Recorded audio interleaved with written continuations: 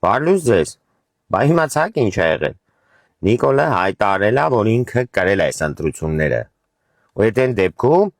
երբ որ ձայների անգամ 10% էլ հաշվարկված չէր։ Թե բա մենք մեր վստահված անձերի միջոցով արդեն մեր հաշվարկը արել ենք ու գիտենք, որ կրել ենք։ Ապեր ջան, եթե դու մտածում ես, որ մենակ դու ունեիր վստահված անձեր տեղամասերում, ասեմ չարաչար սխալվում ես։ Մի վստահված անձ էլ ես էի։ Ու քեզ ասեմ, մեր ընտրատեղամասում հավաքական ընդդիմությունը քեզ ջախջախել է։ Ու ոչ միայն մեր ընտրատեղամասում։